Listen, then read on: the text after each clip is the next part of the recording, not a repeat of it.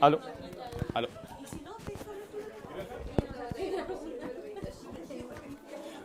Ahí está el doctor. Al tiro vea el tema de los bochornos.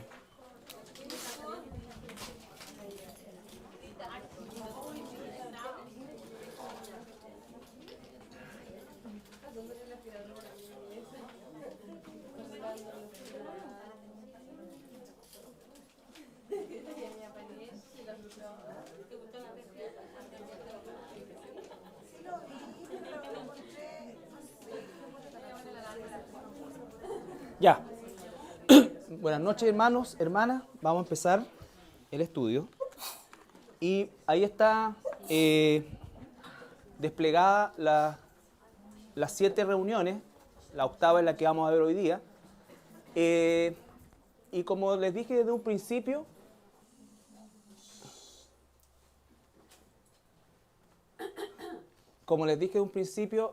esta temática es bastante densa, sin embargo es súper aclaratoria para el tema, ¿no es cierto?, de lo que es entender el conflicto en el Medio Oriente y entender por qué nosotros estamos estudiando esto. Hay un pasaje en el libro de los Hechos que dice que Daniel sirvió a su generación y eso significa, ¿no es cierto?, que para poder servir a su generación tiene que haber conocido la palabra, la Biblia, y haber servido en función de esa palabra, ¿no? Si nosotros nos acordamos, David tenía probablemente solamente la Torá como Biblia para él, ¿no es cierto? Y en base a eso, él sirvió a su generación. Hoy día nosotros tenemos toda la Biblia completa, ¿no es cierto? Por lo tanto, la responsabilidad nuestra es mayor de poder identificar los tiempos que estamos viviendo. Comenzamos nosotros con el tema del territorio para establecer el punto, ¿no es cierto?, de principalmente el pueblo que originalmente habitaba ese lugar, que eran los cananeos, después cómo ese territorio fue prometido a un hombre llamado Abraham, que se encontraba en Ur de los Caldeos, cómo fue este hombre trasladado a esta tierra, ¿no es cierto?, y cómo a partir de un hecho milagroso del nacimiento de Isaac se continúa esa promesa, ¿no es cierto?, y entonces la promesa de los patriarcas son Abraham, Isaac y Jacob. Jacob es Israel, ¿no es cierto?, Israel se transforma de una familia en una nación. Moisés los saca de Egipto después de 400 años de cautiverio, los traslada en un peregrinaje de 40 años, ¿no es cierto?, producto de la desobediencia y la incredulidad del pueblo, pero siempre el propósito era conquistar o llegar a la tierra de Canaán, la tierra prometida. Entonces, después de esos 40 años, muere la generación del desierto y viene, ¿no es cierto?, a entrar la nueva generación a Canaán. La conquista de Canaán fue en función de batallas, de guerras, ¿no es cierto?, pero fue una conquista también de carácter imperfecto porque hubo alianzas indebidas de por medio y hubo también en un momento que las tribus comenzaron a asentarse y dejaron de luchar y comenzaron a hacer pactos. Entonces, porque no conquistaron la tierra originalmente, que era desde el río Nilo hasta el río Éufrates, ¿no es cierto? Conquistaron solamente la gran franja de lo que es hoy día Israel y parte de Jordania. Se reparte la tierra, ¿no es cierto? Y después, producto se establece la monarquía. Recuerden que el profeta era el que guiaba al pueblo. Después no quieren profeta, quieren reyes. Se establece la monarquía, Saúl, David, Salomón. Y después de Salomón, una sucesión de reyes, 39 en total, que se repartieron entre la división del reino del norte y el reino del sur. Solamente de todos esos 39 reyes, 8 hicieron lo que agradaba a Dios. Por lo tanto, el alto porcentaje no fue así. Y producto de eso, Dios juzga a su pueblo. Y esto es importante saber, nosotros siempre lo conversamos. A Dios nunca le ha temblado la mano para castigar a su pueblo. A nosotros por el tema de la gracia no es algo inmediato, pero no va a dejar de hacerlo. No va a temblarle la mano al Señor. Él castigaba a su pueblo fuertemente y después lo volvía a redimir y es un trato que tiene con el pueblo. Y uno de los castigos más terribles fue justamente esta división, pero el producto de esta división que trajo, ¿no es cierto?, finalmente y de la apostasía de gran parte de los reyes, fue que fueron llevados cautivos ¿cuántas tribus eran en el norte? 10, ¿no es cierto? ¿Cómo se conocía la tribu del norte? Israel y I-O. I-O. Casa de Efraín. ¿Ya? Entonces, cualquiera de esos conceptos que nosotros encontremos, ¿y el reino del sur? Judá. Judá, ¿no es cierto? ¿Y cuántas tribus eran ahí? Dos. ¿Qué eran? Judá y Benjamín. Benjamín, ¿no es cierto? Entonces, finalmente después prevaleció siempre la tribu de Judá. Entonces, ¿quiénes se llevaron cautivos a los del norte? Los asirios. Los asirios, ¿no es cierto? ¿Quiénes se llevaron cautivos a los del sur? Babilonia. Babilonia. ¿Qué pasó con los del norte? Se dispersaron. Nunca más volvieron a la tierra. Ojo, nunca más volvieron como tribus, ¿ya? Porque igual regresaron, después de siglos, después de años, ¿no es cierto? Regresaron igual judíos mezclados o israelitas mezclados, ¿no es cierto? A ese territorio igual a la zona de Samaria. Pero obviamente eran impuros y los judíos no los dejaron entrar ni siquiera en Jerusalén, ¿ya? Menos adorar en el templo, y por lo tanto por eso es que también se estableció una comunidad samaritana que tienen su sinagoga y todo, muy similar a los judíos, ¿ya? Pero nunca volvió como tribu, ninguna de ellas, volvieron aislados, descendientes de esas tribus, ¿ya? Y en muy poca cantidad. Después se mezcló con otras cosas y también se reproducieron grandemente. Entonces, pero Judá, ¿qué pasó con Judá? Después de 70 años de cautiverio, vuelve, ¿no es cierto? Y se restablece otra vez y pasa por una serie de dominios hasta que llega la conquista de Roma el año 73 a.C. por, ¿cómo se llama el general? Pompeyo, ¿ya? Entonces, él conquista o somete finalmente Israel a bajo dominio romano, y entonces se genera todo un periodo de sometimiento romano que va desde esa fecha hasta, ¿cuándo? 1948. No, antes de eso, el dominio romano. ¿Hasta cuándo Jerusalén está bajo dominio romano o Israel está bajo dominio romano? Hasta el año 70, porque después es destruido Jerusalén. O sea, y los judíos, ahora la tribu de Judá, los que estaban ahí, los judíos, fueron dispersados por todo el mundo. ¿Ya? Y desde ese momento hasta el año 1948, nunca más Israel volvió a ser una nación establecida. ¿Ya? Entonces, ahí estamos. Hoy día vamos a ver el tema de Palestina, cómo es que nace. Por supuesto, también esto es muy resumido, pero es para que nosotros tengamos la idea, ¿no es cierto?, de dónde viene el nombre Palestina en primer lugar. Y su origen es tardío, es en el siglo II después de Cristo, ¿ya? Bueno, esta es una imagen actual de cómo Israel fue conquistando territorio, ¿no es cierto?, por medio de las guerras.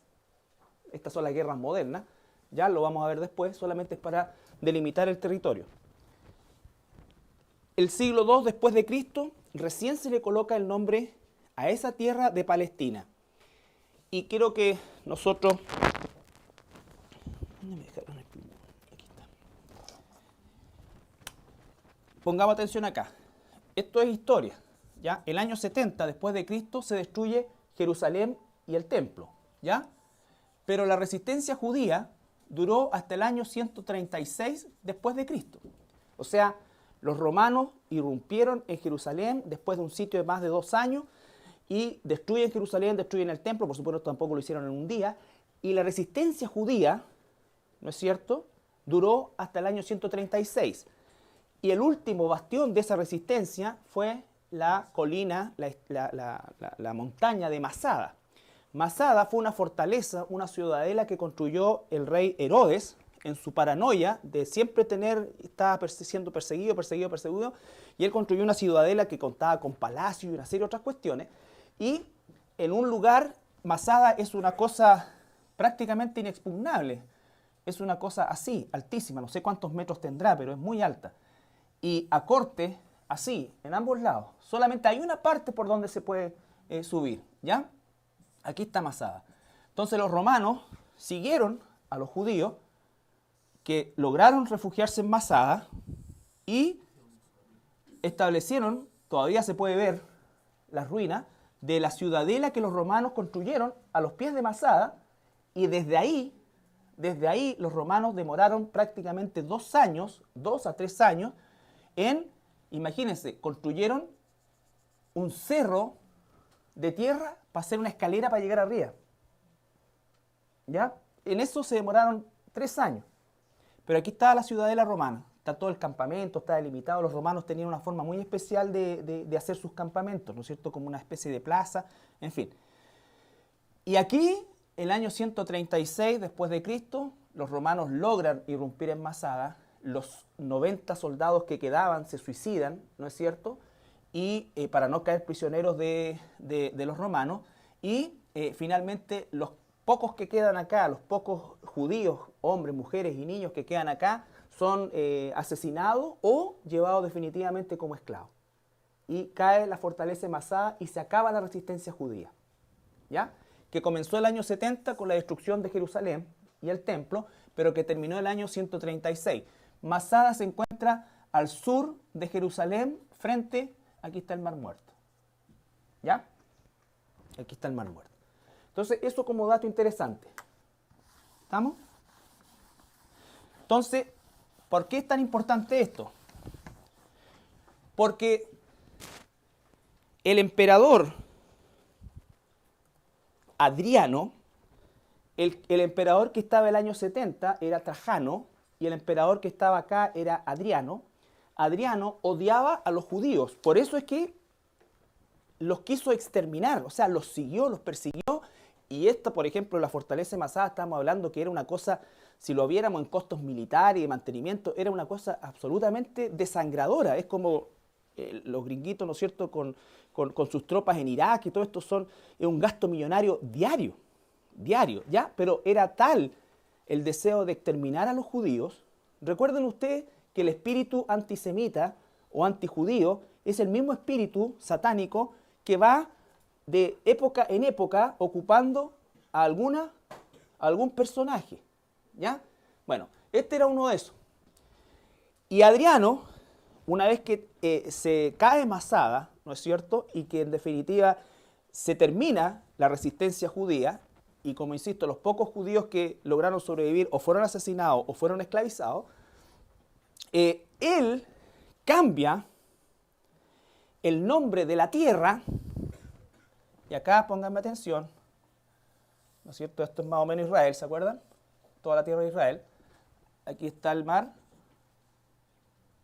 Mediterráneo, correcto. Ahí está el mar Salado y el mar de Galilea. Entonces, a toda la tierra, que se llamaba tierra de Israel, le colocó Palestina.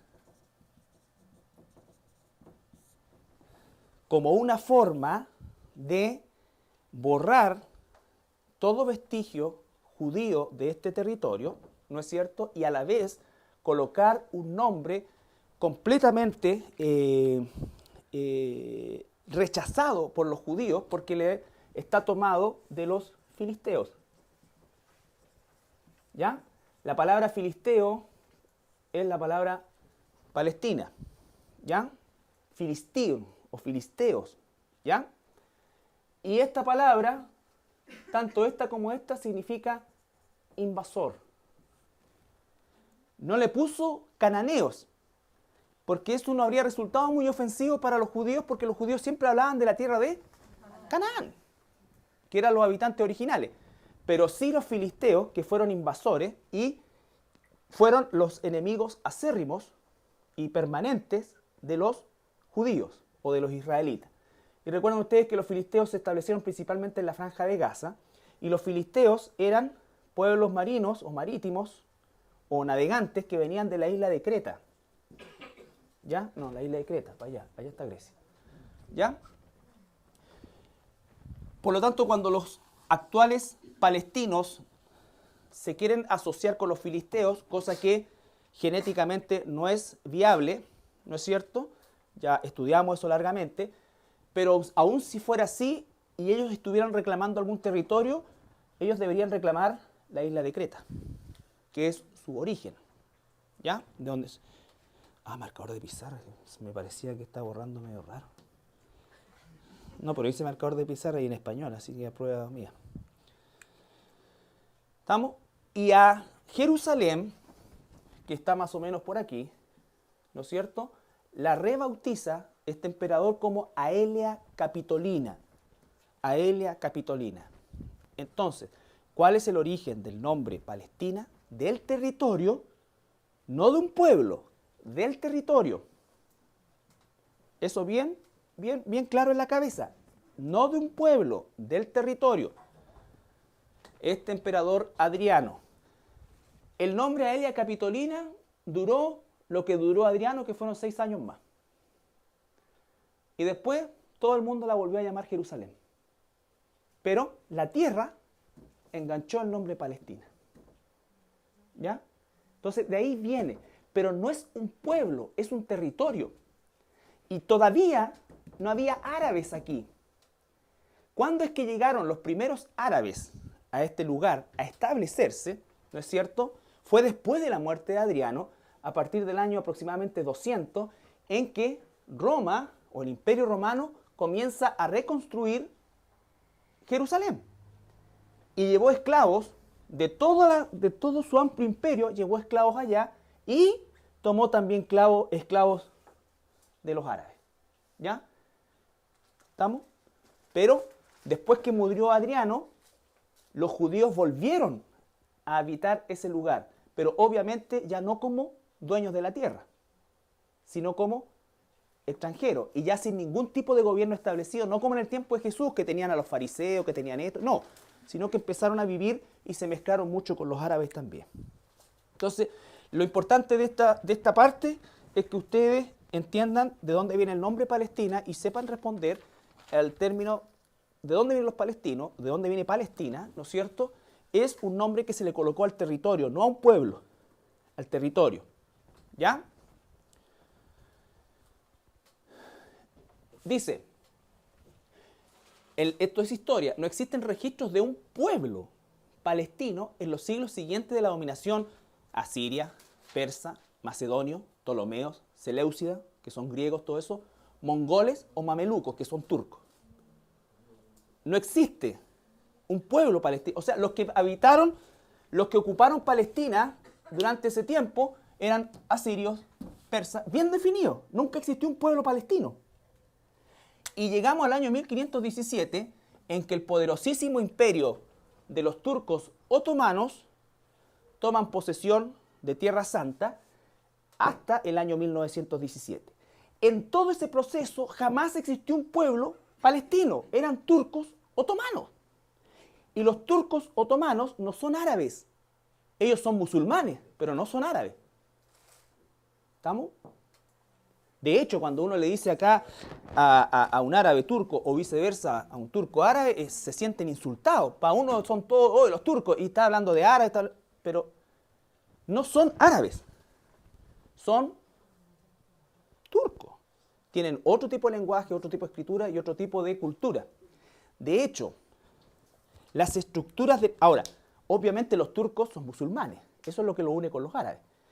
Toda la arquitectura, todo el tipo de decoración mosaica y todo eso, no es árabe. Si los árabes no tenían una cultura desde el punto de vista constructivo, porque los árabes eran un pueblo eminentemente nómada. Vivían en carpas. Todas las decoraciones de las mezquitas que se conocen son decoraciones turcas. Es arte turco. No existe un arte puro árabe porque no hay, ¿no es cierto?, ningún tipo de edificación sólida permanente de los árabes. Los árabes son un pueblo beduino. Ahora obviamente están establecidos y todo lo que tú quieras, pero estamos hablando del origen de eso. Toda su influencia es turca. Su tipo de construcción es turca. ¿Ya? ¿Estamos claros hasta ahí? Esto es un concepto histórico nomás. Entonces, lo importante es que, imagínense, un periodo súper largo, eso era parte de los turcos otomanos. Y el año 1917 se hace cargo, ¿no es cierto? Acuérdense que después viene la Primera Guerra Mundial y toda la historia, pero se hace cargo Inglaterra y comienza lo que se llama en la historia el periodo del mandato británico, que va a durar hasta el año 1948. Entonces, en conclusión,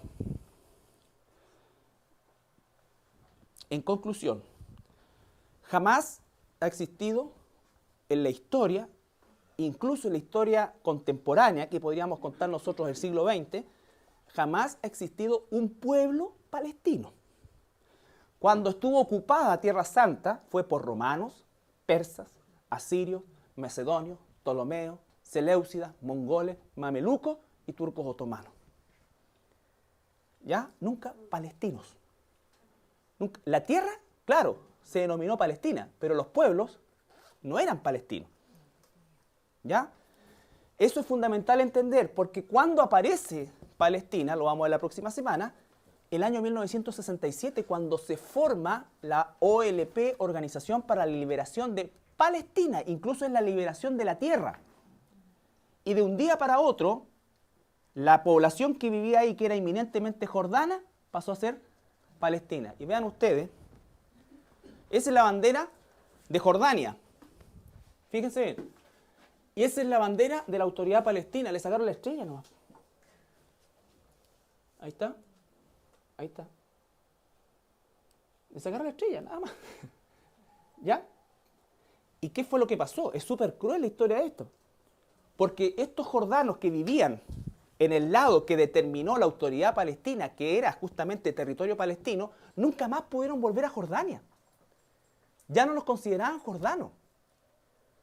Y los empezaron a arrinconar, y eso fue lo que se produjo, los grandes asentamientos, que la gente vivía en carpa y todo esto, ¿no es cierto? Y que le echaban la culpa a los judíos, que los judíos habían expulsado y por eso está así. No, los propios jordanos y los árabes impidieron que la gente que estaba atrapada en esta famosa franja, que ahora está la Transjordania, ¿no es cierto?, no pudiera volver a su país de origen. ¿Ya? Entonces, no hay un pueblo en la historia que se llame palestino. El territorio de la tierra de Israel fue cambiado por un emperador llamado Adriano, que odiaba a los judíos. Él le puso el nombre Palestina para aún más causar un escozor en el mundo judío, de ponerle el nombre de un territorio, al territorio, ¿no es cierto?, de los peores enemigos que ha tenido Israel. ¿Ya? Pero siempre se llamó al territorio.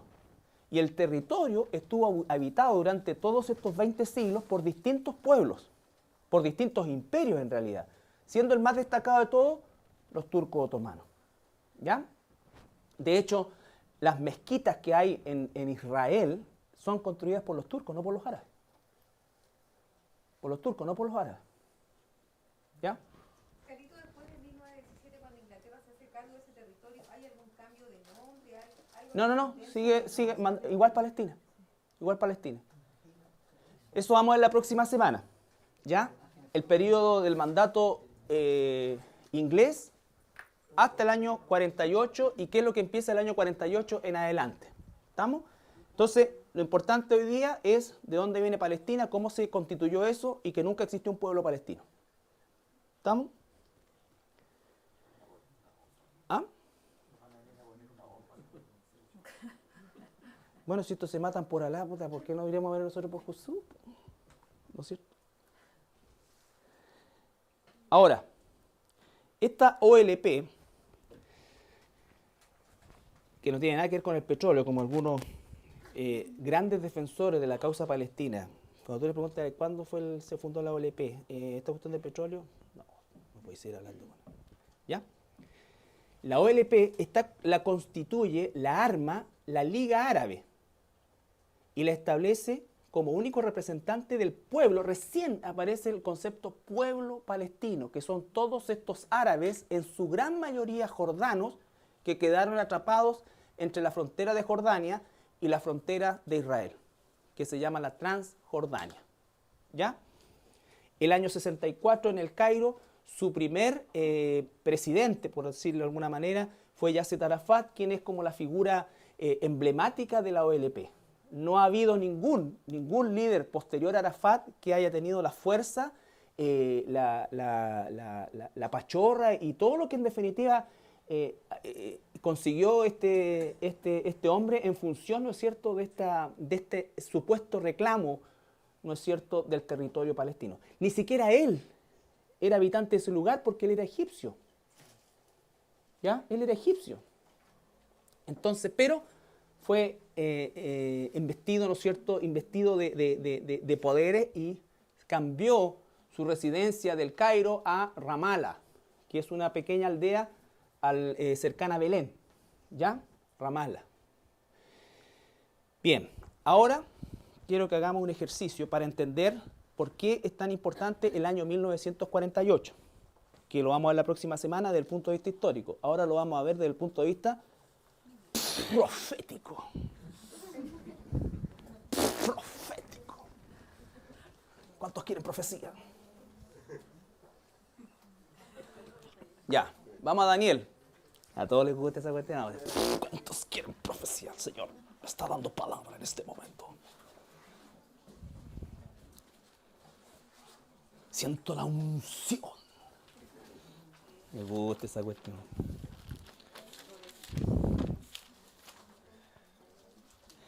Daniel. ¿Por qué es tan importante el año 1948, la formación del Estado de Israel? Daniel, esto lo vimos alguna vez, lo vamos a repetir y vamos a tener paciencia, pero quiero que todos salgamos esta noche de aquí entendiendo la importancia del 14 de mayo de 1948. Ya hemos entendido la historia de Tierra Santa, cómo se llama Palestina, cómo llegó a transformarse en eso. Ahora, ¿por qué es fundamental el año 1948? Desde el capítulo 9, desde el versículo 20 hasta el 27. Por favor, quiero que todos sigan la lectura. Ustedes saben que yo no puedo obligar a nadie, pero esto es casi una obligación, porque esto es clave. Daniel, aquí nada que yo prefiero escuchar, todos con la Biblia en la mano. Daniel 9 del 20 al 27.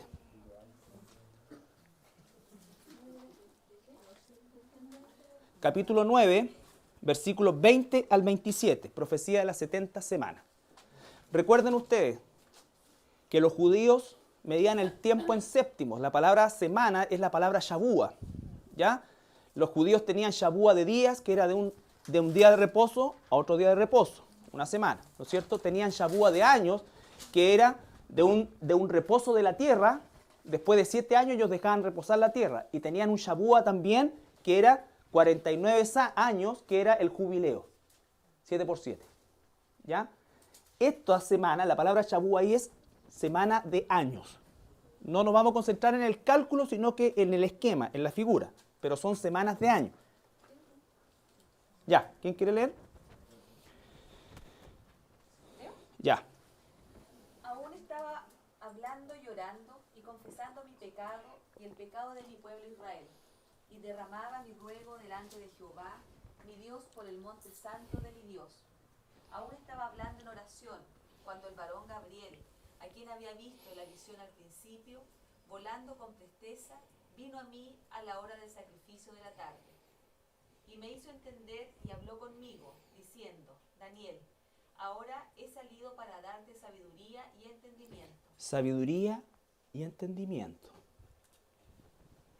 Al principio de tus ruegos fue dada la orden, y yo he venido para enseñártela, porque tú eres muy amado. Entiende pues la orden y entiende la visión. Dos cosas. Orden, por lo tanto se va a cumplir, y visión, va a pasar. Si ustedes se dan cuenta en esta primera parte, los que tienen Biblia de estudio encontrarán lo siguiente en rojo, ¿no es cierto? Porque es justamente voz de Dios o textual o tiene que ver con el Mesías. La actitud de Daniel, orando, arrepintiéndose, esto acá. ¿Se imaginan ustedes que cualquiera de estos famosos profetator le apareciera esto? Anoche se me apareció Gabriel. Amén. Y quiero decirle, hermanos, que entre una de las cosas que me dijo es que soy muy amado.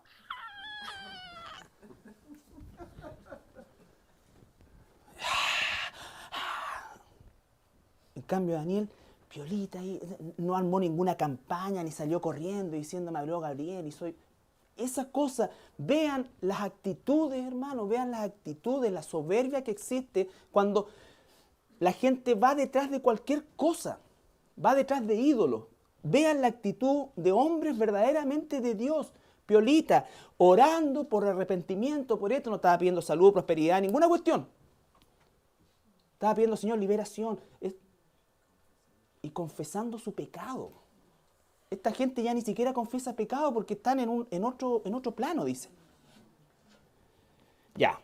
Después de este desahogo, versículo 24. 70 semanas están determinadas sobre tu pueblo y sobre tu santa ciudad. Pausa. Hay una coma ahí, ¿no es cierto? Vuelva a leer. 70 semanas están determinadas sobre tu pueblo y sobre tu santa ciudad. ¿Cuál pueblo? Israel. Israel. ¿Cuál ciudad? Jerusalén. Por lo tanto, todos nosotros quedamos fuera. Esta profecía es para Israel. No es para nosotros. Nosotros tenemos que observar los tiempos. Esta profecía es para Israel. Por eso es que la iglesia no pasa por la tribulación. Porque la semana 70, que es la que falta, ¿no es cierto?, pertenece a este compilado de 70 semanas. ¿Se entiende? ¿Ya? Bien. Entonces, clarito, 70 semanas están determinadas. Jerusalén, tierra de Israel.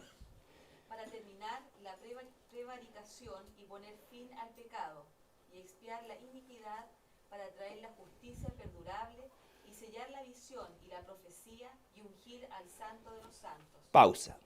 Para terminar la prevaricación. ¿Ha terminado la prevaricación Israel? No. ¿No es cierto? Poner fin al pecado. Tampoco. Poner fin, palabras absolutas. Expiar la iniquidad, tampoco ha sucedido por completo. Sellar la visión y la profecía y ungir al santo de santos. ¿Se está refiriendo ahí a qué cosa? A que los judíos reconozcan a Jesús como el Mesías. Por lo tanto, este pasaje se refiere a qué momento específicamente de la historia humana que nos falta por vivir. Al final de la tribulación, correcto. Al final de la tribulación. Cuando Israel reconozca a Jesús, cuando dice Romanos, todo Israel será salvo. ¿Por qué? Porque van a reconocer al Mesías. ¿Ya? Van a caer ese velo que tiene puesto, ¿no es cierto? Porque ¿qué está esperando el pueblo de Israel hoy día? Busquen en internet, en YouTube, pongan rabinos judíos o entrevista a rabinos judíos, porque le van a hacer un montón de cosas y le preguntan a todos los rabinos que entrevistan qué es lo que viene por delante. Israel está a punto, dice, de recibir al Mesías. ¿Y cómo saben ustedes que van a recibir al Mesías? Porque el Mesías nos va, o ¿cuál va a ser la señal de que es el Mesías? Va a construir o nos va a permitir construir el templo.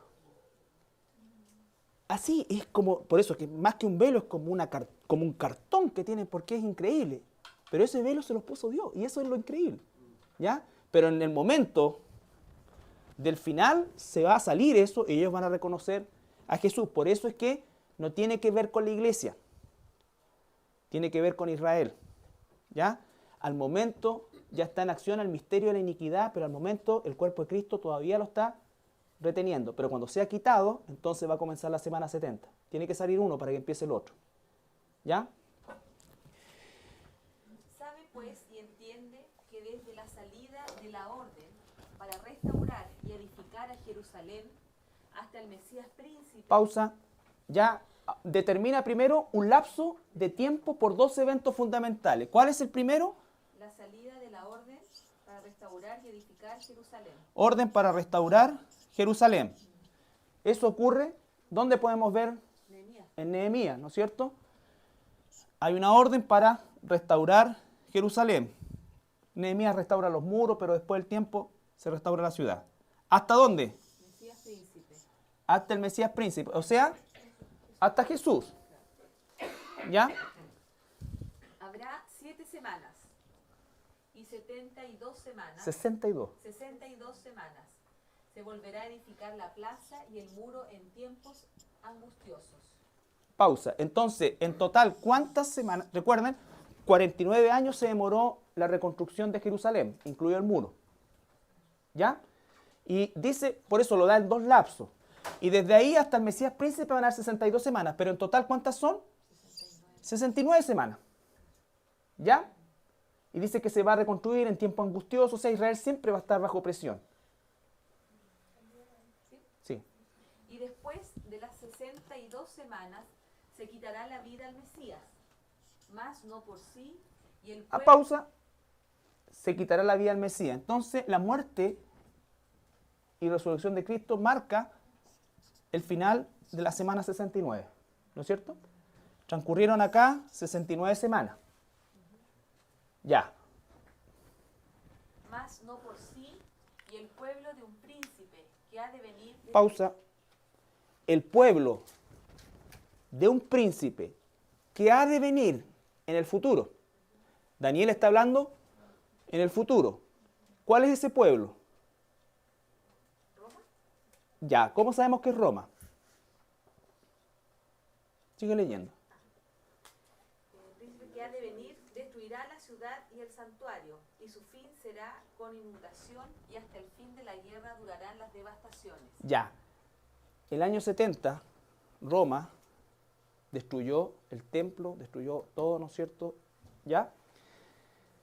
Pero dice que el príncipe es que ha de venir, va a ser símil a este pueblo o a este reino. Recuerden ustedes que el anticristo va a gobernar una especie de imperio romano restaurado, ya desde el punto de vista de la forma de hacerlo. ¿Se acuerdan de la estatua de Daniel? La guata era Persia y las piernas que eran de hierro eran Roma, ¿no es cierto? Y las patas, porque era una estatua. ¿Y mezclado con qué? Con hierro. Entonces dice que va a ser en parte fuerte y en parte débil. ¿Ya? Entonces va a tener un esquema similar al de Roma, pero va a tener debilidad también. ¿Ya? Entonces, ¿quién es el pueblo? ¿Quién es ese príncipe? El anticristo. Bien, ahora, déjenle la mano ahí mientras tanto y vamos a Apocalipsis 6, 1 y 2.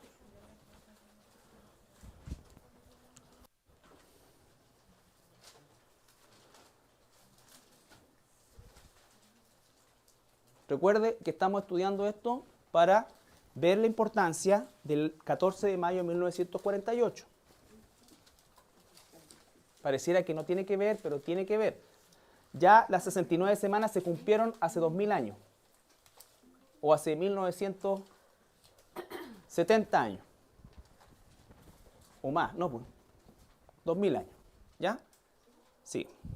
Vi cuando el Cordero abrió uno de los sellos, y oí a uno de los 4 seres vivientes decir con voz de trueno: ven y mira. Y miré, y he aquí un caballo blanco, y el que lo montaba tenía un arco, y le fue dada una corona, y salió venciendo y para vencer. Ese es el príncipe que ha de venir. ¿Ya? Ese es el anticristo. Cuando ocurre el rapto de la iglesia, ¿cuál va a ser la condición del planeta o de la sociedad, de todo? Caos, inmensidad. En ese momento va a emerger esta figura política, ¿no es cierto? Probablemente de la ONU.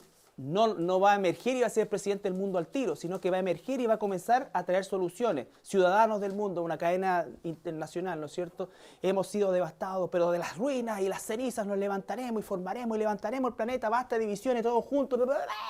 Y después lo va a hacer tan bien, ¿ya? Y va a lograr que los judíos y las Naciones Unidas, porque vamos a ver ya ahora la segunda parte de Daniel, firmen el tratado. Y eso lo va a catapultar para que, como dice ahí, le fue dada una corona. Entonces ahí todo el mundo va a decir, ¿quién como la bestia? ¿Quién como él? Hagámoslo presidente del mundo. ¿Ya? Si más o menos va a pasar. Entonces, eso en mente. Por eso es que sale con un caballo blanco. Pero al poquito rato va cambiando de colores. ¿Ya? Por eso es que los cristianos de las iglesias verdaderas estamos esperando el rapto, no que esto mejore. Es más, cuando digan paz y seguridad, nosotros, las ovejas de Dios, que escuchamos su voz, tenemos que saber que se va a poner peor. Por eso es tan importante el concepto de servir a nuestra generación. Servir a nuestra generación, porque estamos a puertas del rapto. Esa es la realidad de las cosas. Iglesia que no está predicando el arrebatamiento como algo fundamental dentro de su doctrina, está embobando a las personas. Porque ahora lo vamos a comprobar. Ahora, vuelve a Daniel. Y el versículo 27. 9:27. Todos siguiendo la lectura, por favor, que esto es... Y por otra semana confirmará el pacto. Pausa. Entonces dice, se va a dar a 69. Y después dice, por otra semana. La tira en el espacio de tiempo, no da fecha. ¿No es cierto? Pero ¿cómo sabemos nosotros que esa semana 70 está cerca de este tiempo?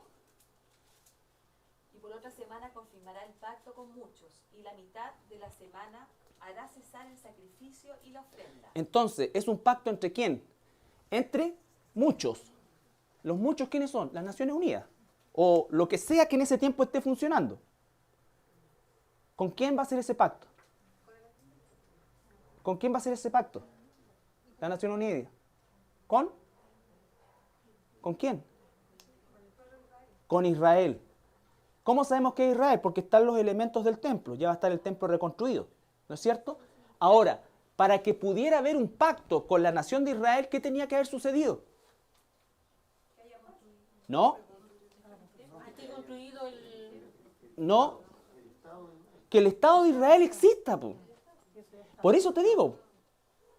Entonces, ¿qué se necesitaba para que esa profecía, esa semana 70, se pudiera cumplir en cualquier momento? ¿A partir de cuándo? Del 14 de mayo de 1948 en adelante, porque ahí fue nación. ¿Cuántos años han pasado? Del 48 ahora. ¿65 más o menos? ¿Cuánto? Ya, ponle 64. Contemos el 2013. 65 años.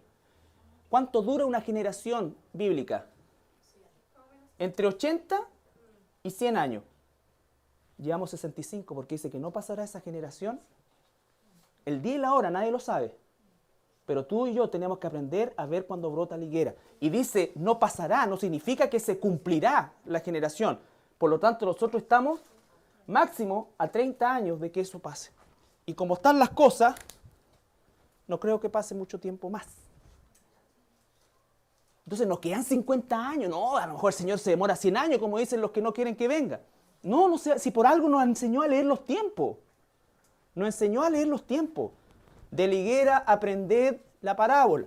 Cuando ven que esta empieza a brotar, sepan que el verano está cerca. Así también, cuando vean que todas estas cosas se juntan, sepan que yo estoy a las puertas.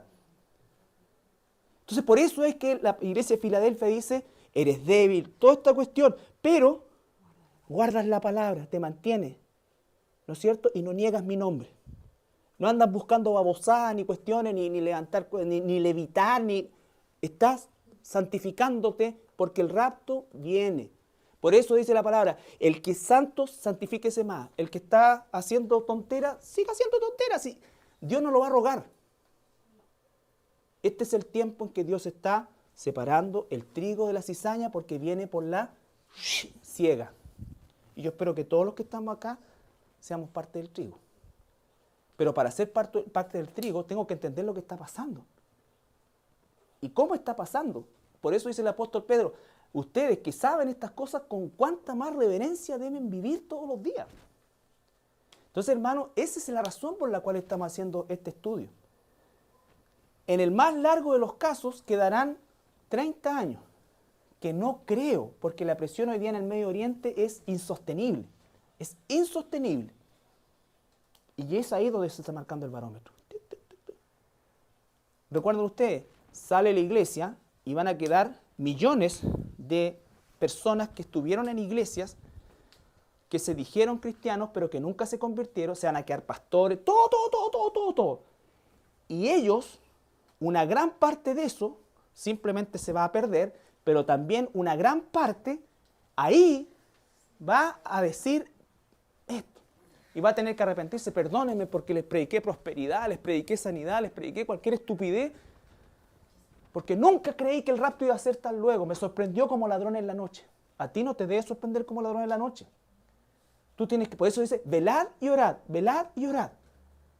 El día y la hora no lo saben, pero en cualquier momento puede suceder. Imagínense, esa es la clave del año 1948. Porque no puede existir un pacto, y dice, confirmará el pacto. Desde el año 1978, bajo la presidencia de Jimmy Carter en los Estados Unidos, comenzó una situación que se llama, no sé si ustedes han escuchado, la famosa hoja de ruta. La hoja de ruta es un documento que se comenzó a gestar el año 78 con Jimmy Carter, que suponía todos los puntos que tenían que cumplirse para que Israel y Palestina, ¿no es cierto?, o los árabes, lograran el tratado de paz. Por eso dice que el anticristo confirmará, no hará, el pacto ya está. Lo que pasa es que no ha habido nadie que logre que lo firmen. ¿Ya? Entonces el anticristo no va a crear un nuevo pacto, va a confirmar el que ya está. La hoja de ruta, a partir del año 1978, cuando el presidente Jimmy Carter comienza a llevar adelante la gestión para que exista paz en el Medio Oriente. El que estuvo más cerca fue Bill Clinton. ¿Y qué le pasó a Bill Clinton en ese momento? Se destapó toda la olla de sus relaciones ilícitas con su secretaria y todo lo demás. Y ahí funó gran parte de eso. Pero bueno, es parte del plan de Dios, ¿no es cierto? Porque esto está reservado al jinete del caballo blanco, el capítulo 6 de Apocalipsis, que salió venciendo y para vencer. ¿En qué va a vencer? En la diplomacia. En esta cosa que nunca se ha logrado. ¿Ya? ¿Se entiende eso? Entonces, la importancia de la independencia o de la declaración del Estado de Israel es el hecho que a partir de ese momento, ¿no es cierto?, puede producirse la semana 70 que falta a la profecía de Daniel. 70 semanas están determinadas sobre tu pueblo y sobre tu santa ciudad. 69 semanas se han cumplido desde la salida de la orden para restaurar Jerusalén hasta la muerte de Jesús, 69 semanas. De ahí en adelante, otra semana. ¿Cómo sabemos cuál va a ser el tiempo en que se puede producir? Cuando existe este tratado. No podía existir este tratado en el siglo XIX porque Israel no existía como nación. No podía el 25 porque Israel no existía como nación. Solamente podía ser a partir de la formación de Israel como un Estado soberano que firme un pacto, ¿no es cierto?, con los muchos, que son todas las naciones. Ya. Después, con la muchedumbre de las abominaciones vendrá el desolador, hasta que venga la consumación y lo que está determinado se derrame sobre el desolador. El desolador, ¿no es cierto?, hasta que se consume la profecía. El anticristo, recuerden, los 3 primeros años y medio va a actuar como un agente de paz, supuestamente, y finalmente va a ser, investido de todo el poder mundial, va a gobernar, va a instaurar un sistema de policía mundial, un ejército mundial. Fíjense ustedes que nosotros ya hoy día, ¿quién no ha visto un reality? ¿Qué es lo que es ver un reality? ¿Cómo te va a controlar? Es meterse en la vida de otro y hacen algo así como más íntimo, mejor. El anticristo va a instalar, estoy seguro, cámaras en cada casa, por ley, y va a controlar los pasos de todos los que queden bajo eso en un momento determinado. La marca incluye toda la tecnología, pero a rabiar, por ley. ¿Y quién se lo va a impedir si es el presidente mundial? Y ya está en el inconsciente colectivo de nosotros. El problema es que las pantallas van a estar en sus oficinas centrales. Y van a saber cualquier cosa. Mira, está saliendo ahí, la siguen. Más encima con la marca y toda la cuestión. Entonces, claro, ¿cómo es que se va a salvar la gente ahí? Primero que nada, millones de personas que hoy día no se han convertido y que están jugando a ser cristianos, ¿ya? En ese momento van a despertar y van a comenzar clandestinamente ellos. Y se van a juntar y se van a reunir y todo. Y van a proclamar los 144.000, todo. El punto es que cuando los pillen, que los van a perseguir por todas partes, le van a poner aquí un cañón, Jesús o la muerte. La marca o esto, no van a poder comprar, vender. Entonces va a ser, no que el Espíritu Santo se fue, sino que ahora el Espíritu Santo está, pero ya no es bajo el concepto de la gracia. O de la dispensación, perdón, siempre es por gracia. Porque aún que demos la vida por él no lo merecemos, pero ya no bajo la dispensación de la iglesia. ¿Ya? Entonces, esa es la importancia que tiene este tiempo. 30 años, puede ser mañana, puede ser más rato. No pasará esta generación, dice. Pero no dice no terminará, sino que no pasará. O sea que puede ser en cualquier momento. Y cada día estamos más cerca de eso. Si tomamos los 80 años, que puede ser porque nosotros estamos especulando entre 80 y 100, pero pueden ser 80. Y entonces nos quedarían 15 años. 15 años como fecha límite. Y esto sí que es verdad, pues nada, el 21 de diciembre del 2012.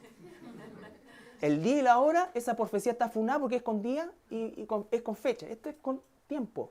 Aprenda a leer el tiempo, aprenda a leer el tiempo. Por eso cuando la gente dice, pero ¿cómo? Si tú tienes que reconocer esto. Si yo no, nadie puede desconocer nada, pero ve el tiempo que estamos viviendo, la iglesia de Filadelfia, para terminar. Filadelfia, fiel. Capítulo 3, versículos 7 al 12.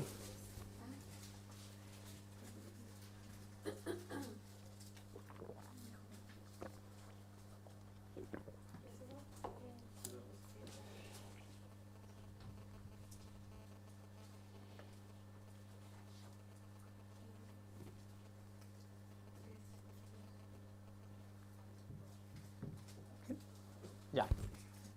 Escribe al ángel de la iglesia en Filadelfia.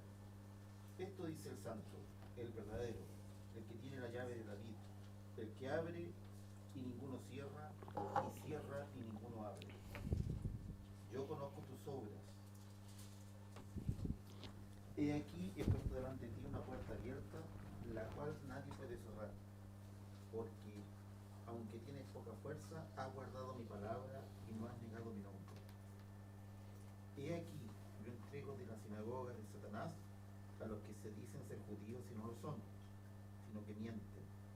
He aquí, yo haré que vengan y se postren a tus pies y reconozcan que yo te he amado. Muchos se van a arrepentir.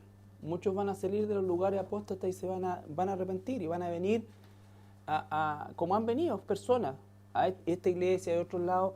No estoy diciendo jamás he dicho, y líbreme Dios de decir una cosa de esas características. Nunca he dicho que esta es la única iglesia. No, jamás.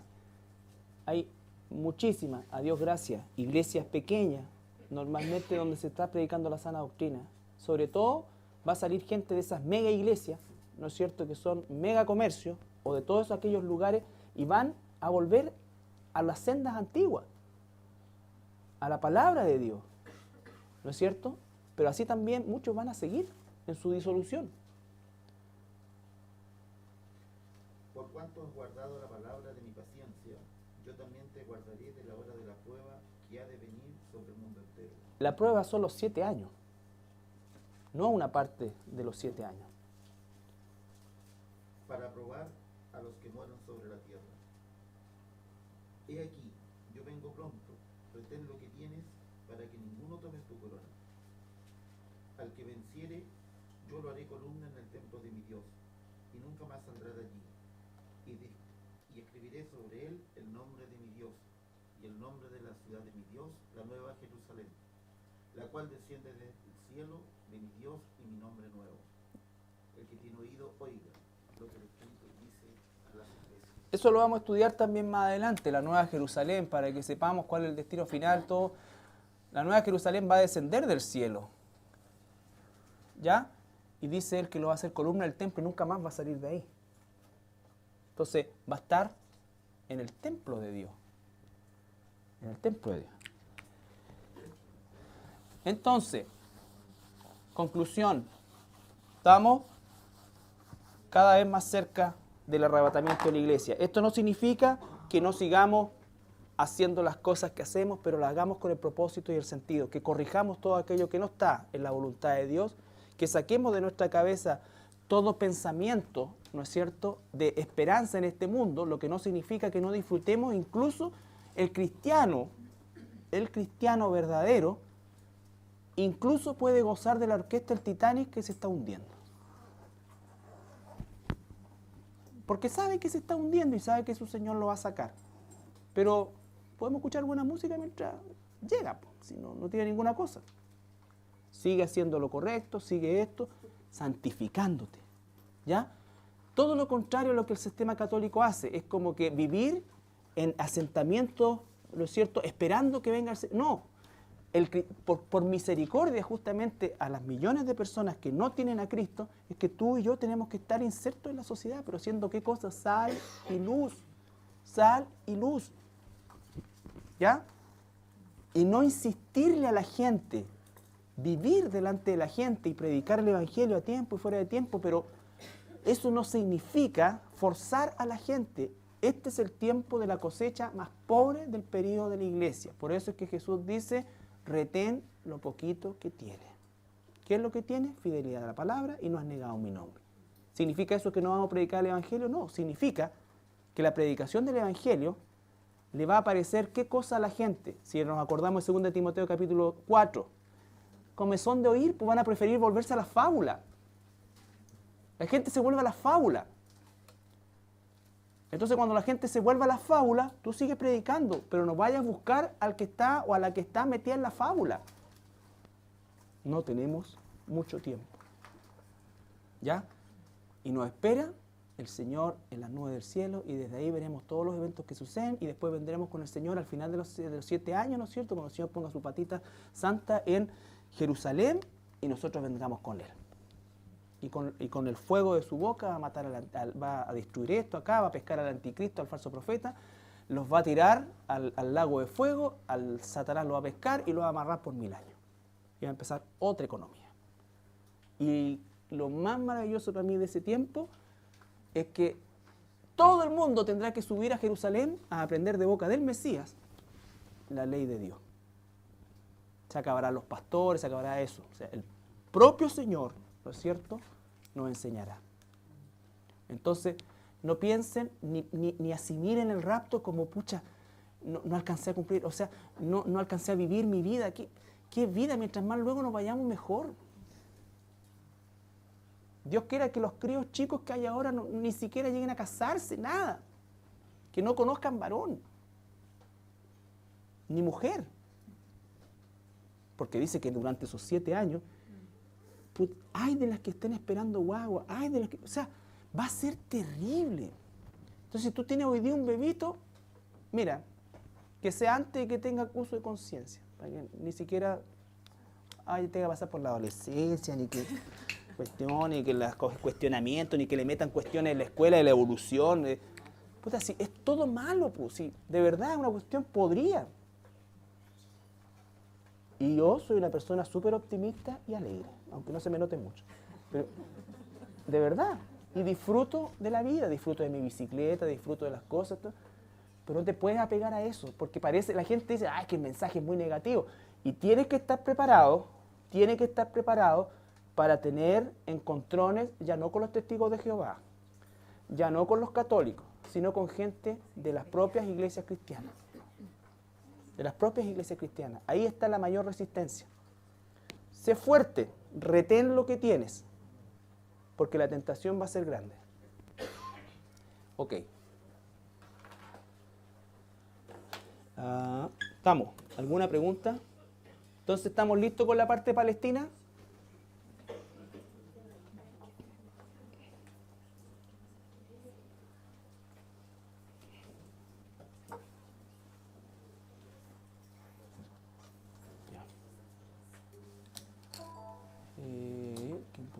Jorgito, ¿puedes orar tú para terminar?